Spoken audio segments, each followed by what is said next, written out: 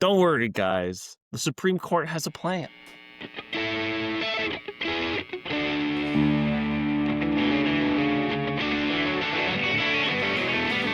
That makes me more worried. Shit.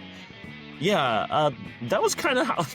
That was my reaction, too, when I read this title to this opinion piece in the New York Times this week. Who is this by? The title was The Supreme Court Has a Plan. It's written by Sarah Isgur. It's like, don't worry, Sauron has a plan. Karl Rove says that the Supreme Court has a plan. Oh, yeah, but here's the picture from it. See, they're just keeping everything in balance. They're spinning plates. And I think... Right? So... Is there a Supreme Court justice with this hair? Does this look like any Supreme Court justice? Sotomayor, if I've Surely ever we seen have a bald guy, right? Do we have a Supreme Court with no bald guys on it, dude? No wonder shit's going wreck. There's no way. Wait, yeah. Hair pieces abound on the Supreme Court. Anyway, and I mean, and like quite a few of them are younger than. Yeah, say what you will Supreme about John Court Roberts, justices. dude. He's not bald. But right, you can tell that it's not really representative of our Supreme Court because the justice is blue. Also, he's actually successfully balancing stuff, which I don't know if a Supreme Court could do. Right.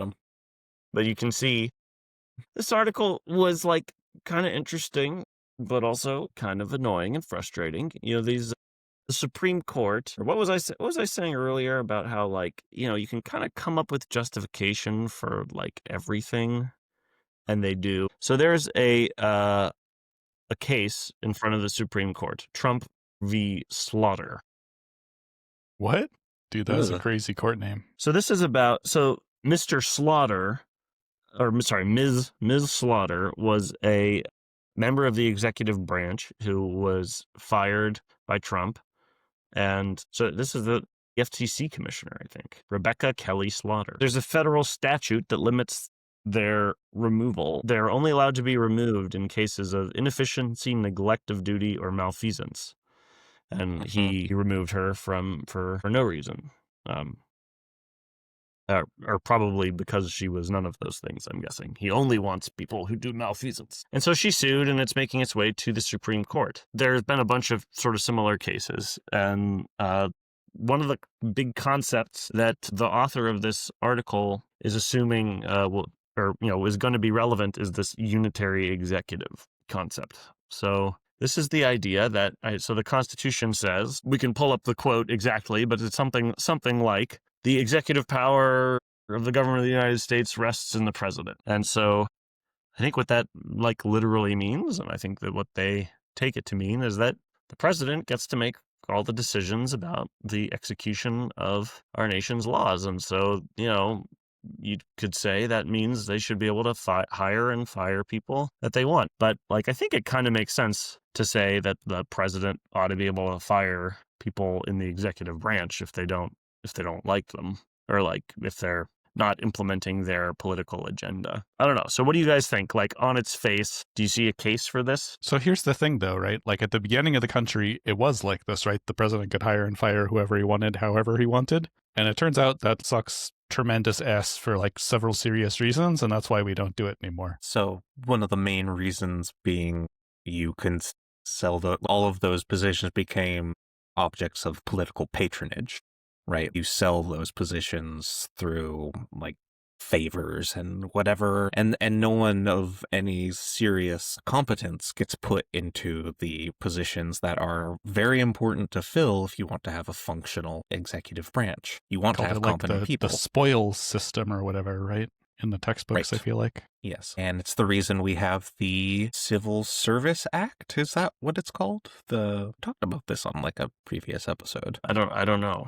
I think I did research. Pendleton Act was the first one. The Pendleton Act, thank you. And then the Hatch reason Act. We have the Pendleton Act and the Hatch Act. I don't think it is an issue whether there are laws that prevent or that made illegal her firing. But I think that what this opinion writer was getting at is that these laws are likely unconstitutional, or at least that is how they're going to be read by the Supreme Court.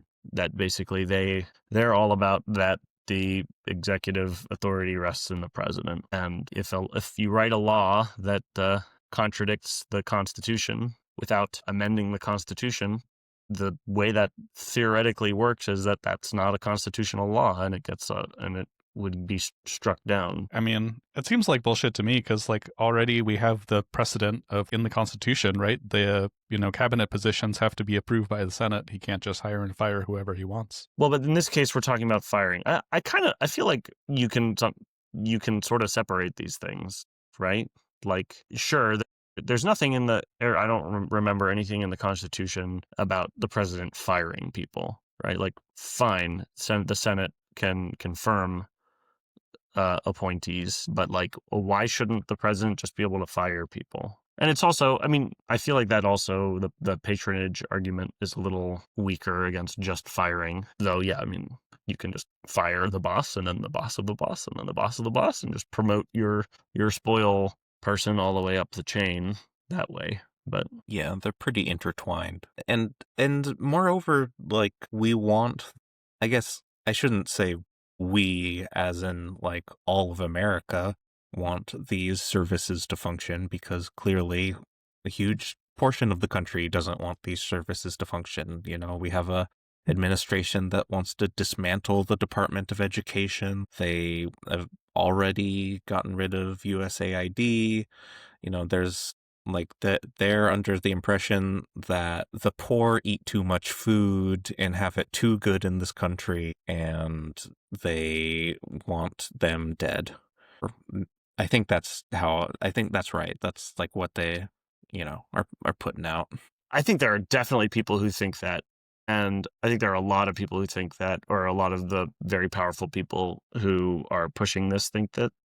This article gets very interesting because what it's talking about is, so Congress has passed laws to create agencies under the executive branch that have the power to create regulations, right? But it's the Congress's job to pass laws. And so by doing this, it's like, okay, like regulations versus laws, they're just sort of the same thing, right? Like, there are rules that you have to follow or else there are legal consequences. So it's like they're kind of more detailed and they're created by experts. Right. And so, yeah, there are a couple doctrines that seem to be popular in the Supreme Court right now related to this that have been popping up in a few cases. One is the major questions doctrine, which relates to the limits of how the Congress can delegate this. Or there's also the non-delegation doctrine, saying that actually Congress can't delegate this. This is what this article is about. And this is kind of what they're saying the Supreme Court's master plan is to return authority and responsibility to Congress where it belongs for creating laws. Like, which I agree with a lot.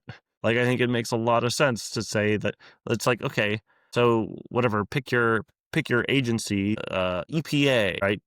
Trump is trying to just get rid of it completely, or the Department of Education, like, they pass laws, they'll probably allocate a lot of funding and stuff, right? Like, these are the responsibilities of Congress. So why doesn't Congress do it? Go ahead. Is a Band-Aid, and you're like, well, the body should be doing the natural healing, so we'll rip off the Band-Aid. No, I'm not like right? that. Like, so this it's is the my job problem. of the body to heal the wound here. No, this is not my problem. So basically, I agree with the logic, and so to me, the EPA should be moved from the not bleeding person to the bleeding person. Yeah. Like, basically, like, these are legislative functions. Okay, or at least it should be split between the enforcement and the regulating functions should be split. Now, unfortunately, I think what's more likely to actually we can argue happen, about this, and people do, but like, practically, do you think that's a good idea? Because the reality of eliminating the EPA would be there would be nothing to replace it. So the argument that it would be better if the EPA, if the agencies, at least the regulation writing parts of the agencies, was under the legislative branch, I agree with that, but that doesn't mean I'm in favor of just getting rid of the agencies, like, in the crazy hope that this Republican-led Congress is going to create them again, or is going to create a better version of them that is not vulnerable to the executive the way that the agencies currently are. I feel like that's like me saying, like, yeah, I think that maps should be drawn fairly, and so I'm against the Democrats gerrymandering California. It's like, no, the way this is being fought over right now is all partisan hackery bullshit. The people who paid to get this Supreme Court in power, they wanted to get rid of regulations so they could run roughshod over our environment and over our rights and over our health and over our finances, so they could take more and get away with it more. So they just hate regulation and want to get rid of it. So what better way than to get rid of the agencies? So it's just another. Is there some term for this concept that's been coming up so often? Like the rich people want to do away with regulation because it eats into their profits? This bad faith, making a good argument, but doing it in like a very self-serving, bad faith kind of a way. Anyway, so yeah, come into a country near you, no agencies, no regulations. Yeah, It's all right. Surely Congress will become an expert on every topic to make, sensible regulations. Yeah, no, like we're gonna have less of a country without these agencies. It's gonna be a fucking hellscape.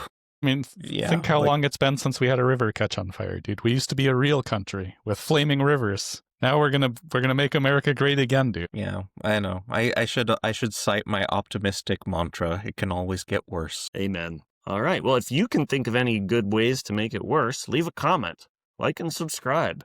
Until then, catch you on the next episode of Infohazard Podcast Show.